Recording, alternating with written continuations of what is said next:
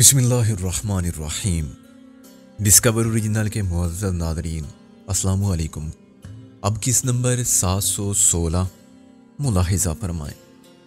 عاجز صاحب نے کار کی پچھلی سیٹ پر تشریف کو رکھا اور مجھے جیپ کا تعاقب کرنے کی تاکید کی۔ رابعہ آگے میرے ساتھ تھی اور اب ہم جی ٹی روڈ پر راول پنڈی کی جانب رواں تھے۔ ڈرائیونگ رابعہ کر رہی تھی۔ عاجز صاحب نے کچھ دیر بعد خاصی تشویش کے ساتھ کہا، وہ جو آپ کہہ رہے تھے غالب صاحب کے بارے میں، وہ مذاق تھا نا؟ بالکل نہیں، وہ اکثر تھانے جاتے تھے۔ اکثر؟ کس جرم میں؟ ایک بار جوا کھیلتے ہوئے گرفتار ہوئے، قرض خواہ پکڑا دیتے تھے۔ قرض کی پیتے تھے میں نے مذاق میں ایک حقیقت بیان کی۔ شراب پیتا تھا ادھار لے کر؟ توبہ توبہ، عاجز صاحب نے اپنے کانوں پر تھپڑ مارے۔ جوا کھیلتا تھا؟ توبہ توبہ، اسی لیے تو بیڑا غرق ہو رہا ہے نو نہالانے قوم کا۔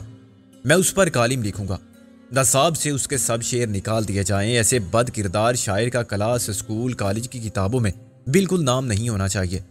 میں نے کہا، غالب کی اصلاح کے لیے بھی کچھ کریں آپ۔ کیوں نہیں، ہم اسے اپنے پیر صاحب کی خدمت میں پیش کریں گے، ان کے ہاتھ پر بیعت کرے، ان کی خدمت کرے، انشاءاللہ ٹھیک ہو جائے گا۔ آخر اردو زبان کا اتنا بڑا شاعر ہے جتنے ڈاکٹر صاحب۔ میں نے حیرانی سے کہا، کون ڈاکٹر صاحب؟ اپنے ڈاکٹر ہے علامہ سر اقبال صاحب، سیالکوٹ والے۔ عاجز صاحب کی معلومات مکمل تھی۔ والد صاحب فرماتے تھے اللہ نے بڑی شفا دی تھی ان کے ہاتھ میں۔ میں نے کہا، اچھا، آپ کبھی ملے ان سے؟ انہوں نے ایک آ بھری، اپنی ایسی قسمت کہاں، بس آج غالب سے ملاقات ہو جائے تو ساری عمر فخر کریں گے۔ والد صاحب نے شرف ملاقات بخشا تھا۔ ڈاکٹر اقبال شاعر مشرق کو؟ رابعہ نے تن سے کہا، جناب والد صاحب خاص طور پر پشاور سے لاہور گئے تھے، خود مجھے بتاتے تھے کہ ان کے ساتھ لاہور والوں نے کیا سلوک کیا۔ عاجز صاحب نے شکایتی پرسوز لہجے میں کہا، وہ ادھر اسٹیشن پر اترے تو شیو بڑی ہوئی تھی، باہر نکلتے ہی فٹ پاتھ پر بورڈ دیکھا اسلامی ہیئر کٹنگ سیلون کا تو بیٹھ گئے، بغیر ٹکٹ کے سفر کیا۔ ٹکٹ چیک کر آیا تو وہ گھس گئے بیت الخلاء میں۔ چیکر کافر تھا، ہندو، اسے معلوم ہو گیا، وہ وہیں بیٹھ گیا، مگر جناب والد صاحب بھی باہر نہیں نکلے۔ سنا ہے لاہور پر اترا تو اپنی شکست کی خفت کو چھپانے کے لیے کہہ رہا تھا کہ سالے مسلے کو رات بھر سنڈاس میں بند رکھا۔ خیر، کہنے کا مطلب یہ تھا کہ وہ رات بھر کھڑے رہے تھے اور جاگتے رہے تھے، ذرا سی جھپکی آئی ہوگی۔ اتنی دیر میں اس خانہ خراب اسلامی باربر نے سر صاف کر دیا، ایک دم اس طرح پھیر کے والد صاحب کی برسوں کی محنت خاک میں ملا دی۔ انہوں نے تو ڈاکٹر اقبال صاحب کے کہنے پر عمل کیا تھا، کیسوئے تابدار کو اور بھی تابدار کر۔ سر میں خالص مکھن ملتے تھے، پھر روغن آملہ، مربع آملہ ناشتے میں نوش کرتے تھے۔ گیسوئے تابدار کی جگہ تابدار سر رہ گیا اور انہیں پتہ ہی نہیں چلا۔ میں نے انسی کو بڑی مشکل سے ضبط کر رکھا تھا، پھر کب پتہ چلا؟ جب بولے پڑے۔ اولے؟ عاجز صاحب نے سوچ کر کہا، نہیں، بہت تیز دھوپ پڑ رہی تھی، گھنے بال تھے تو کچھ کم لگتی تھی۔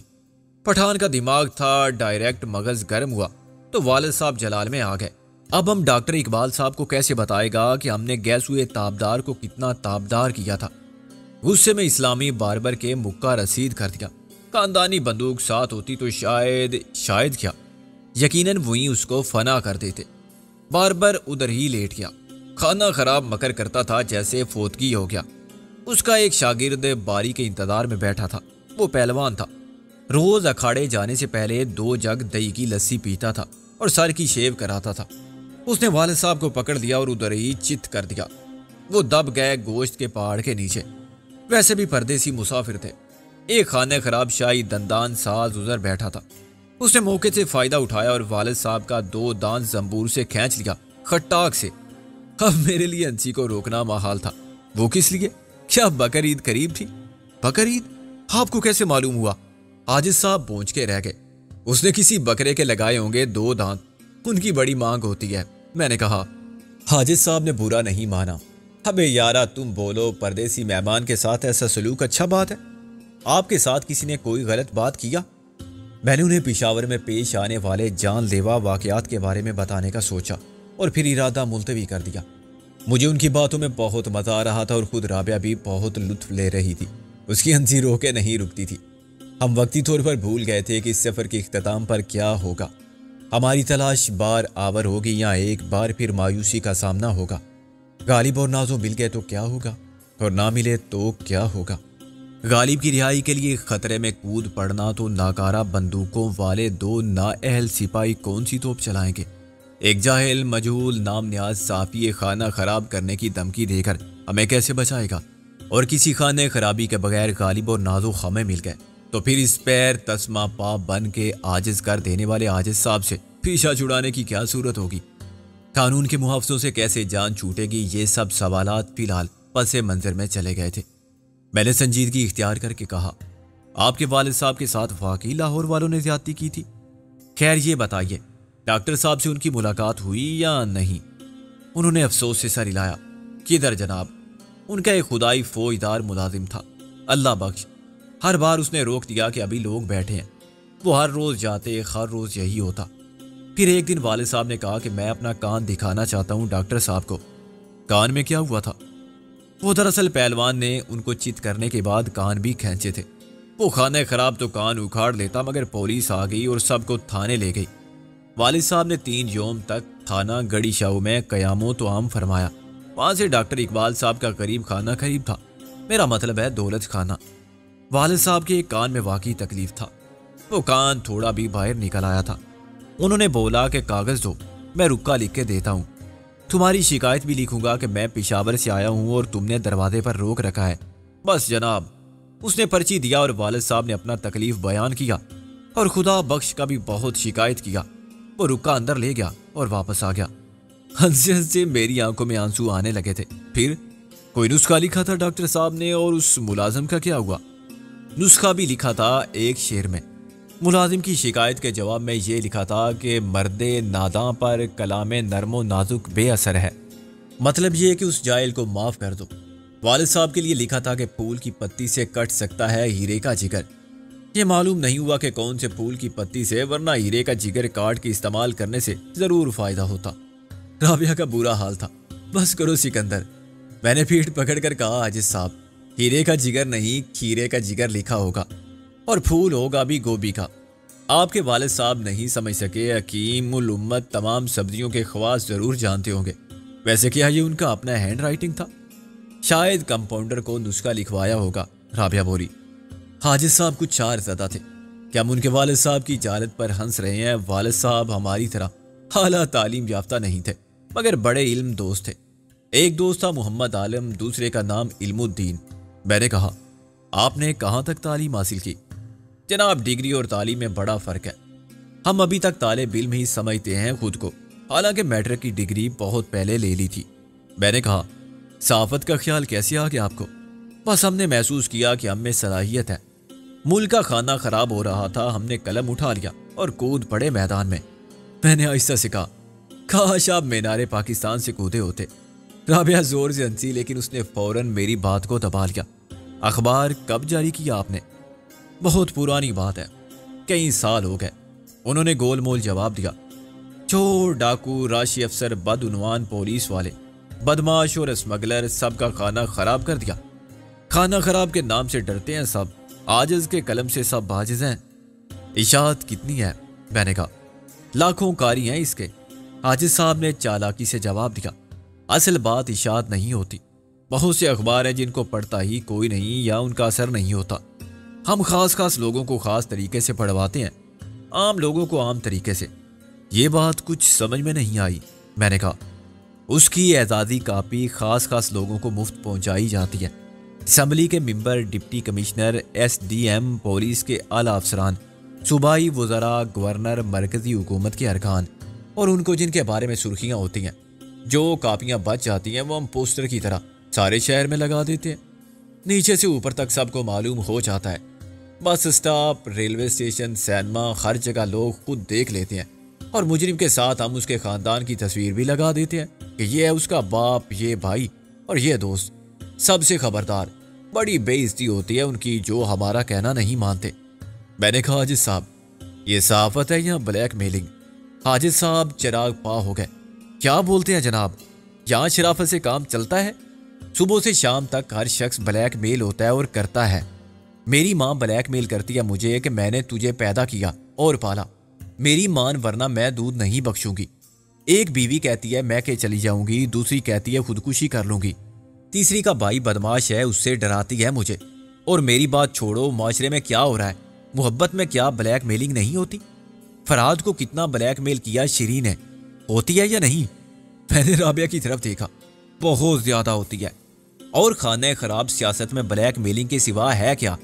امریکہ بولتا ہے یہ مت کرو ورنہ امداد بند، وہ مت کرو ورنہ ہم خانہ خراب کرے گا۔ ابھی بنگلہ دیش کے معاملے میں مجیب نے کتنا بلیک میل کیا۔ ابھی اس تھانے دار کو ڈر نہ ہوتا تو وہ تمہاری مدد کرتا۔ صحافت میں کامیابی کے لیے یہ ضروری ہے۔ میں نے کہا 4 بیویوں کی حاضر سٹاک میں موجودگی بھی آپ کی کامیابی کا ثبوت ہے، ورنہ لوگ تو ایک بھی افورڈ نہیں کر پاتے۔ یقیناً آپ کا گھر بھی بہت بڑا ہوگا، بڑے گھر کی آبادی بھی بڑی ہوگی اور ان کا خرچ بھی بڑا ہوگا، ظاہر ہے اس کے لیے بڑی آمدنی چاہیے۔ اللہ کے فضل سے 2 بسوں کی آمدنی ہے، پشاور پنڈی کا روٹ پکڑ رکھا ہے، 2 ٹرک ہیں، کوئٹہ تک جاتے ہیں اور ہر قسم کا مال لاتے ہیں۔ حاجد صاحب نے فخر سے کہا انہیں کوئی بھی نہیں پکڑتا ہوگا، وہ چرس لائیں یا اسمگلنگ کا سامان، کسی کی مجال نہیں ہوگی کہ ان سے بتہ وصول کریں یا محصول، ان کا چالان کبھی نہیں ہوتا ہوگا۔ کون پولیس افسر یا کسٹم انسپیکٹر اپنی اور خاندان کی تصویریں پوسٹر کی صورت میں دیکھنا چاہے گا؟ آپ نے جو کوٹھی یا حویلی بنائی ہوگی اس کے ماتھے پر ہاذا بن فضل ربی ضرور لکھا ہوگا۔ آپ خیراتی اداروں کو چندہ بھی دل کھول کے دیتے ہوں گے۔ بالکل ٹھیک سمجھے آپ، لیکن میں ایک حاجی کو جانتا ہوں جو در حقیقت بہت بڑا پاجی ہے۔ نام اس کا عبداللہ ہے، مگر یہ بھی غلط ہے، وہ شیطان کا چیلا ہے۔ اللہ کا بندہ ہوتا تو اپنی قبر کے لیے جہنم کے انگارے جمع نہ کرتا، جس کو وہ بینک بیلنس کہتا ہے۔ اس کی 1 فٹ کی داڑھی ہے، تم بھی رکھ لو، پھر اس میں اور تم میں کوئی فرق نہیں رہے گا۔ وہ پھلوں کا آڑتی ہے اور تم زرد صحافت کی آڑتی ہو۔ لعنت خدا کی تم دونوں پر۔ حاجد صاحب کو آگ لگی، کیا بکتے جا رہے ہو؟ بہت دیر تمہاری بکواس سن لی تھی میں نے، اس سے زیادہ برداشت نہیں کر سکتا میں نے اسی سپاٹ لہجے میں کہا اور اپنی نظر سڑک پر کر لی۔ میں خانہ خراب کر دوں گا تمہاری 4 بیویوں کے بیوہ ہونے کا خیال نہ ہوتا تو میں تم کو جہنم رسید کرنے کا ثواب ضرور حاصل کر لیتا۔ میں نے کہا تم کیا خانہ خراب کرو گے میرا، جس نے اپنی عاقبت خراب کرنے کے سوا کچھ نہیں کیا؟ تم صحافت کے پاک پیشے کے نام پر کلنک کا ٹیکا ہو۔ میں بتاؤں گا تمہیں، حاجد صاحب نے غصے سے پھنکارتے ہوئے کہا، تم کو پتہ چل جائے گا کہ میں کیا ہوں، تمہیں بھی پتہ چل جائے گا بیٹے کہ ہم کیا ہیں، اور دنیا کو بھی معلوم ہو جائے گا کہ تم کیا ہو۔ تم ساری دنیا کو بے نقاب کرنے کی دھمکی دے کر اپنا الو سیدھا کرتے رہے ہو، اب ہم بے نقاب کریں گے تمہیں۔ تم کیا چیز ہو؟ اس نے عکارے سے کہا۔ ایک نام یاد رکھنا، MRS۔ میں نے کہا مائٹیز رائٹ سوسائٹی۔ تم ان پڑھو، اس لیے بتاتا ہوں کہ اس کا مطلب ہے جس کی لاٹھی اس کی بھینس کے قانون کو ملک کا دستور بنانے والوں کی دشمن جماعت، جس میں باضمیر مخلص اور محب وطن سچے لوگ شامل ہیں۔ کبھی نہ کبھی تمہارا واسطہ بھی اس سوسائٹی سے پڑے گا۔ یارا پھر کیا ہوگا؟ ایسے لوگ آٹے میں نمک کے برابر ہیں، اور آج تک انہوں نے کیا تیر مارا ہے؟ وقت بدلتے دیر نہیں لگتی حاجد صاحب۔ دل میں قوم کا درد رکھنے والے، حق اور انصاف پر عملاً یقین رکھنے والے اور اصول پرست لوگ اپنی آواز رکھتے ہیں۔ وقتی طور پر اس آواز کو دبانے والے کتنا ہی شور کیوں نہ کریں، نگارے بجائیں، ڈول پاگل کتوں کی طرح بھونکتے رہیں، یا پھر بندوق سے دھماکے کریں، ان کی آواز کو ختم نہیں کر سکتے۔ منافق اور دور معیار رکھنے والے ہی اس ملک کے سب سے بڑے دشمن ہیں، جن کا ایمان ہے مفاد پرستی۔ لیکن تم دیکھو کہ عطا ترک، چوئن لائی، قائد اعظم اور مصر کے صدر ناصر جیسے لوگوں نے کیا کیا؟ پہلے ان کی ایک آواز تھی اور پھر سب ان کے ہم نوا ہو گئے، اور انہوں نے تاریخ کے دائرے کا رخ بدل دیا، قوموں کی تقدیر بدل دی۔ اور اب یہ کام تم کرو گے؟ تم تو مفرور اور مجرم ہو، دنیا سے منہ چھپاتے پھرتے ہو۔ تم جیسے بڑے مجرموں ہی نے ہمیں مجرم بنایا ہے تاکہ تم ہمارے مقابلے میں بے قصور نظر آؤ۔ لیکن MRS جھوٹ اور فریب کا یہ پردہ ضرور ہٹائے گی اور تمہارا اصل چہرہ ضرور دکھائے گی۔ بے ایمان تاجر، بدعنوان انتظامیہ، کرپٹ افسر، راشی محکموں کے لٹیرے، عوام کی جان و مال اور آبرو کے دشمن، منافق ملا اور تم جیسے جعلی صحافی، ان سب کے خلاف ہماری پوری جنگ ہے۔ تمہیں ہم تمہاری بساط پر تمہاری چالوں سے شکست دیں گے، ہم تمہارے جال سے تم کو شکار کریں گے۔ حاجز کچھ متاثر اور مرعوب نظر آنے لگا تھا۔ اگر میں تمہیں پکڑوا دوں تو یہ سارے دعوے جھوٹے اور بے معنی ہو جائیں گے۔ پہلی بات تو یہ کہ اس وقت تم ہمارے قبضے میں ہو، ہم تمہارے قبضے میں نہیں ہیں۔ میں نے کہا میرے لیے یہ بائیں ہاتھ کا کھیل ہے کہ تمہاری یہ بھینسے جیسی گردن توڑ کے تمہیں چلتی گاڑی سے باہر گرا دوں۔ دوسری بات یہ کہ MRS صرف میں نہیں، یہ تو ایک جذبہ ہے، ایک یقین، ایک طاقت ہے جس کی جڑیں اس ملک کے عوام میں ہیں اور ان کے خون میں، زمین کے رشتوں میں، فضاؤں میں نہ جانے کہاں کہاں تک پھیلی ہوئی ہیں۔ تم نے امر بیل تو دیکھی ہوگی، وہ کسی درخت سے چمٹ جائے تو پھر نہ اس کی ابتدا کا پتہ چلتا ہے اور نہ ہی انتہا کا۔ تم سمجھ لو کہ MRS بد کرداری کے درخت سے چمٹ جانے والی امر بیل ہے۔ بد کرداری بہت وسیع لفظ ہے جو ہماری تمام قومی خامیوں اور خرابیوں کا احاطہ کر لیتا ہے۔ یہ درخت سوکھ جائے گا، اپنی موت آپ مر جائے گا، کیوں اسے گرانا پڑے گا۔ سارے وطن دشمن اور عوام کے دشمن اکٹھے ہو کے خود کو بہت طاقتور محسوس کرنے لگیں گے۔ مگر میں ایک پتے کی بات بتاتا ہوں تمہیں، اس پر غور کرنا۔ دنیا میں اگر ناقابل شکست کوئی چیز ہے تو وہ ایک نظریہ ہے۔ تم تو بہت قابل آدمی ہو، عاجز صاحب نے کہا۔ تم کس چکر میں پڑ گئے؟ تم CSS کر کے سیاست میں آتے، تجارت کرتے۔ سیاست سے تجارت اور ملازمت سے صحافت تک ہر اچھا کام تم جیسے لوگوں کی وجہ سے ایک گالی بن کے رہ گیا ہے۔ تاجر کو چھوڑ دو، اس کا نام تو پہلے سے بدنام ہے، مگر سیاستداں، علماء اور صحافی یہ تو قوم کی رہنمائی کرتے ہیں، اعتماد کی امانت دار کہلاتے ہیں، نیک و بد، حق و باطل کا فرق بتاتے ہیں۔ علماء ہمیشہ ظالم حکمرانوں کے خلاف کلمہ حق سے جہاد کرتے ہیں۔ ظفر علی خان اور حسرت موہانی جیسے صحافی کاروان آزادی میں قائد اعظم جیسے بڑے لوگوں کے دستے راس رہے۔ یہی لوگ بے ایمان اور بے کردار ہو جائیں تو پھر قوم کا نام بھٹکنا ناممکن ہے۔ تمہارا نام بھی ہم نے اسی فہرست میں لکھ لیا ہے۔ بہت احسان فراموش ہو تم، میں نے کیا برائی کی تمہارے ساتھ کہ تم میرے ہی دشمن بن گئے ہو؟ یہ صلہ نیکی کا احسان ہوتا ہے شریف آدمی کا، اور نیکی کرنے والے صلے کی تمنا نہیں رکھتے۔ میں نے کہا تم نے محض اپنی سنسنی خیز صحافت کی دکان چمکانے کے لیے ہمارا ساتھ دیا۔ رابعہ ذرا گاڑی روکنا۔ رابعہ نے بریک پاؤں پر رکھا۔ کیا ہو گیا؟ عاجز صاحب نے کہا پولیس کی گاڑی آگے نکل جائے گی۔ میں چند سیکنڈ میں پیچھے جا بیٹھا۔ اب چلو ذرا رفتار بڑھاؤ۔ فکر مت کرو، میں انہیں نظر سے اوجھل نہیں ہونے دوں گی۔ رابعہ بولی اب ایک راز کی بات بتاؤ۔ میں نے بے تکلفی سے عاجز صاحب کے کندھے پر ہاتھ رکھ دیا۔ استاد پیڈرو سے تمہارا کیا تعلق ہے؟ اس نے میرا ہاتھ جھٹک دیا۔ کوئی تعلق نہیں، ویسے شہر کا ہر بدماش جانتا ہے مجھے۔ کیا تم مدد بھی کرتے ہو ان سب کی؟ لا حول ولا قوت الا باللہ۔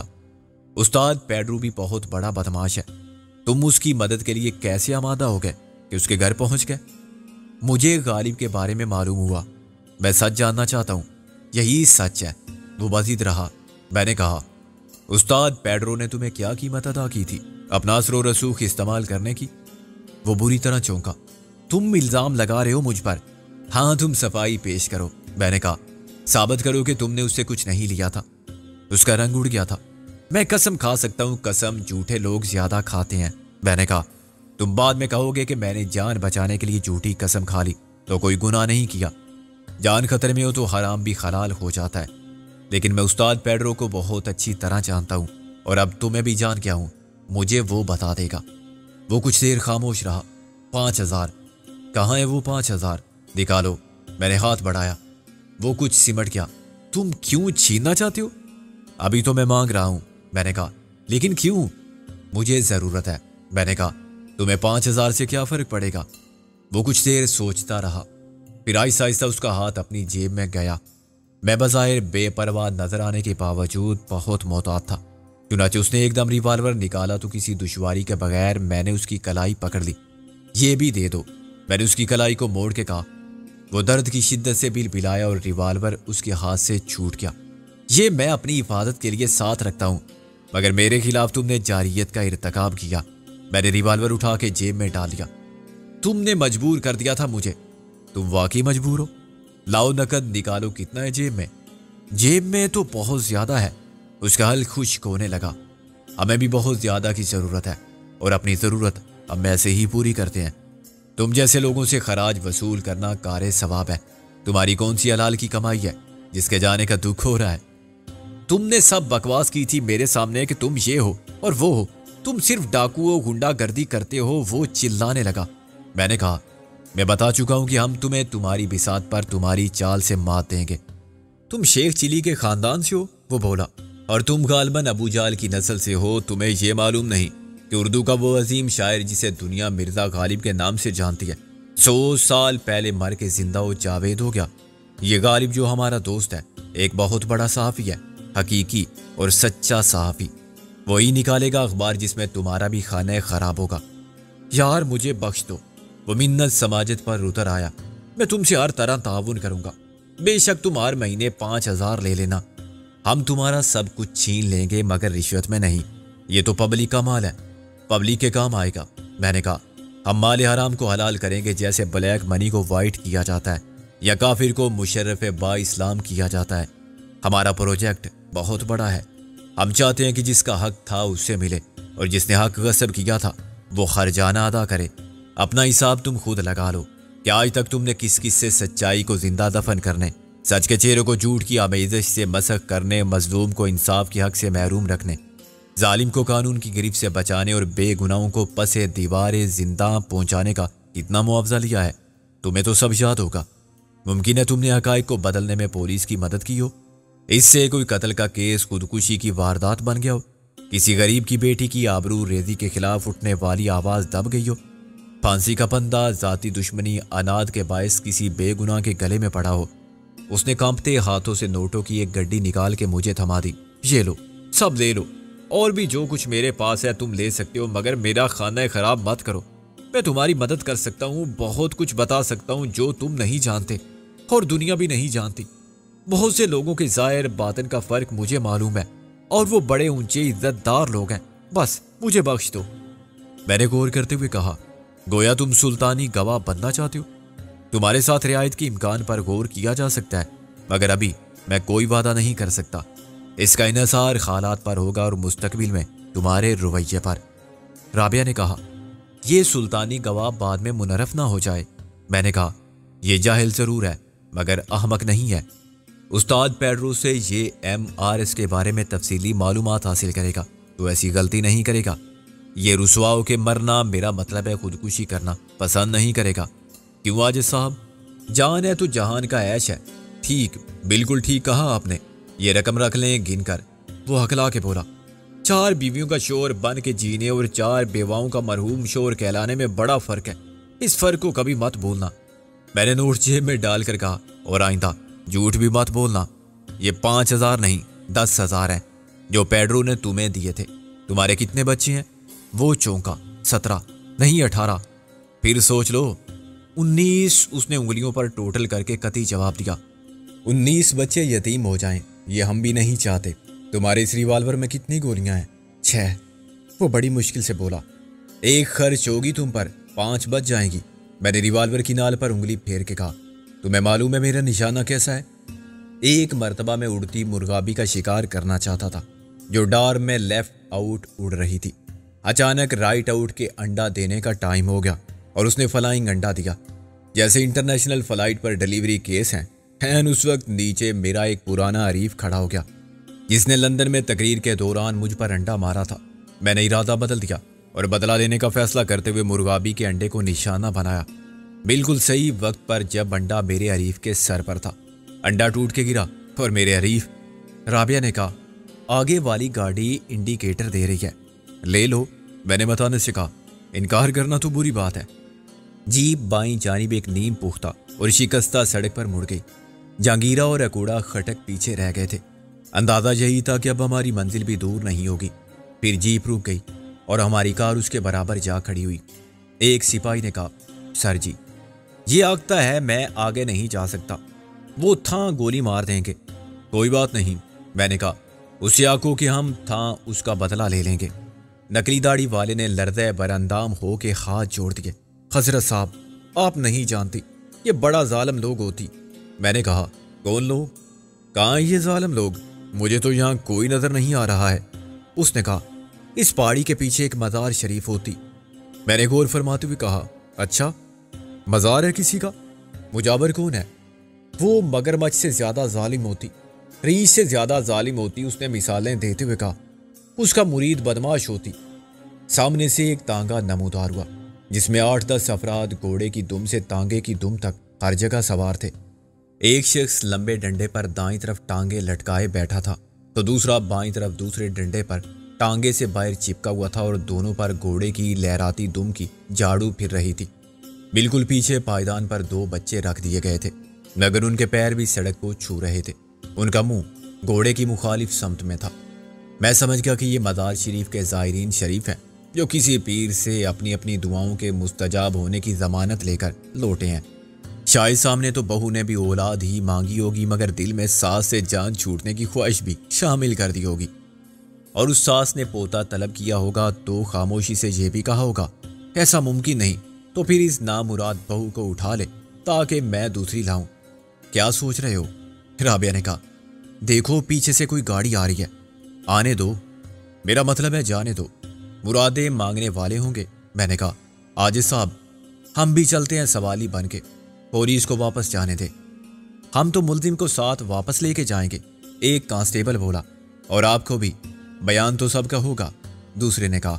میں نے کہا اچھا پھر تم لوگ کہیں انتظار کرو، بعد میں آ جانا، یہ ظاہر مت کرنا کہ ہمارے ساتھ تھے، بلکہ پیر صاحب سے کہنا کہ ادھر کسی مفرور مجرم کو تلاش کر رہے ہو جو اٹک جیل سے بھاگا ہے، کسی بہانے وہیں موجود رہنا اور اپنی آنکھیں اور کان کھلے رکھنا۔ عاجز صاحب زیادہ باخبر تھے، یہ نہ ہو کہ بنگ کے پیالے چڑھانے بیٹھ جاؤ، مالے مفت اور کارے ثواب سمجھ کے۔ میں نے کہا اگر ڈز گولیاں چلیں تو پہلے دیکھنا کہ کس پر فائر کرنا ہے، پرانے بدلے چکانے کے لیے عاجز صاحب کو مت شہید کر دینا، تم ملزم کے ساتھ ٹھہرو، ہم چلتے ہیں۔ رابعہ نے گاڑی بڑھائی۔ سوال کیا کرو گے؟ نیک بخت، اللہ نے سب دیا ہے سوائے اولاد کے، 7 سال ہو چکے ہیں شادی کو، تمہارا دماغ خراب ہو گیا ہے، رابعہ گھبرا کے بولی۔ لو عاجز صاحب اس میں کون سی بات ہے ایسی، اولاد کی خواہش تو سب کو ہوتی ہے، اور آدمی شادی کرتا ہی کیوں ہے؟ اب آپ خود حساب لگا کے بتائیں، 7 سال میں 4 بیویوں نے 7 بار تو آپ کو ضرور باپ بنایا ہوگا۔ عاجز صاحب نے سوچ کر کہا 8 بار، اور خیر سے 19 ہیں ابھی، 19.5 ہوں گے، دنیا سے جاتے جاتے نصف سینچری تو بنا جاؤ گے، ہم ایک بھی نہ مانگے پیر صاحب سے۔ سکندر ایسی بیہودہ بات مت کرنا، رابعہ نروس ہوگی۔ تم مت کرنا، میں کر لوں گا۔ میں نے کہا عاجز صاحب کیا نام ہے ان پیر صاحب کا؟ جو زمین کے نیچے ہیں ان کا بھی، اور جو اوپر بیٹھے ہیں ان کی چھاتی پر مونگ ڈل رہے ہیں ان کا بھی۔ مزار تو ہے پیر کیکر شاہ کا، سنا ہے وہ کیکر پر پیدا ہوئے تھے، کیکر پر رہے، تمام عمر کیکر کھاتے رہے، اور مزار کے سرانے بھی ایک کیکر ہے۔ عاجز صاحب نے بتایا آج گدی نشین ہے ان کا پوتا خلیفہ کیکر۔ خلیفہ؟ کیا وہ نائی بھی ہے؟ میں نے کہا اور یہ بھی کیکر ہے؟ ان کے سب مجاور کیکر کہلاتے ہیں، چھوٹا کیکر، بڑا کیکر، جسے حلقے میں شامل کر لیا جائے وہ کیکر کہلاتا ہے۔ اور ان کے بچے کیا کہلاتے ہیں؟ کیکر کے کانٹے۔ کیکر شاہ کا مزار اچانک بہت سے کیکروں کے ایک جھنڈ کے پیچھے سے نمودار ہوا، ہر کیکر پر کوئی چھوٹا بڑا نیلا پیلا جھنڈا لہرا رہا تھا۔ عین وسط میں کیکر اول کا مزار تھا، جس کا احاطہ کم سے کم 4 ایکڑ پر پھیلا ہوا تھا۔ 4 دیواری محرابی دروازوں کی تھی جو محض آرائشی تھے، ان میں نہ چوکھٹ تھی نہ پٹ تھے۔ وسطی دروازے پر کیکر شاہ اول کا نام ماں نصف درجن القاب و آداب کے آب زر سے لکھا گیا تھا۔ ہر دروازے کے ستون سے ٹیک لگائے کوئی کیکر بیٹھا تھا، وہ سب ایک سے گہرے سبز لمبے کرتے پہنے ہوئے تھے اور ان کی ٹوپیاں زر تھی۔ ان کی ایک جیسی داڑیاں دیکھ کر مجھے شبہ ہوا کہ وہ نکلی ہیں، کیونکہ ان میں سر منہ فرق نہ تھا۔ ان سب کے سامنے چھوٹے سائز کی دیگ تھی، میرا خیال تھا کہ شاید اس میں زائرین کو بطور تبرک کچھ دیا جاتا ہوگا، مگر معاملہ برعکس نکلا۔ جب کوئی اندر جاتا تھا تو کیکر دیگ کا ڈھکنا اٹھا دیتا تھا، جس کا مطلب صاف یہ ہوتا تھا کہ اس میں نظر و نیاز ڈالو۔ ایک نظر میں ان کو شمار کرنا تو محال تھا، مگر میرے اندازے کے مطابق اس مزار کو چاروں طرف سے گھیرے میں لے کر بیٹھنے والے کیکر تعداد میں 50 سے کم نہیں ہو سکتے تھے، اور وہ 50 دیگوں میں مال جمع کر رہے تھے۔ کسی بھی سم سے آنے والے کے لیے کچھ دیے بغیر اندر جانا اتنا ہی مشکل تھا جتنا بغیر ٹکٹ سینما میں داخل ہونے کی کوشش کرنا۔ ان کی خونخوار صورتیں، شک کی نگاہیں اس بات کی آئینہ دار تھیں کہ وہ خدمتگار یا مرید نہیں، محافظ اور جاسوس قسم کے لوگ ہیں جو آنے جانے والوں پر نظر رکھتے ہیں، اور ممکن ہے آپس میں کسی قسم کے خفیہ مواصلاتی رابطے سے ایک دوسرے کو خبردار بھی کر دیتے ہوں۔ احاطے کے باہر پہلے سے ایک ویگن، ایک کھٹارا قسم کی بس، 2 پرانی کاریں اور قدرے فاصلے پر چند تانگے موجود تھے۔ ان میں نوا کے اتحاد سے عقیدت مند لد کر آئے تھے، ان میں سے زیادہ اندر شرف بازیابی حاصل کر چکے تھے، اور ان کی زبان میں کیکر کے سائے میں تھے۔ کچھ ایک چھپر کے نیچے بنے ہوئے تنوری ہوٹل میں تناول فرما رہے تھے، اور کچھ بس میں اونگ رہے تھے۔ ہماری گاڑی رکی تو باہر بیٹھے ہوئے خار کیکر کی نگاہیں سوالیہ انداز میں ہم پر مرکوز ہو گئیں۔ ہم گاؤں دیہات کی اس بدبخت، بدحال، بد اتوار مخلوق سے یکسر مختلف تھے، جو اپنے خستہ تن، دریدہ پیراہن اور سختی ایام کی تصویر چہروں کے ساتھ ہر روز آتے تھے اور من کی مرادیں پوری ہوں نہ ہوں وقتی سکون اور اعتماد حاصل کر کے لوٹ جاتے تھے۔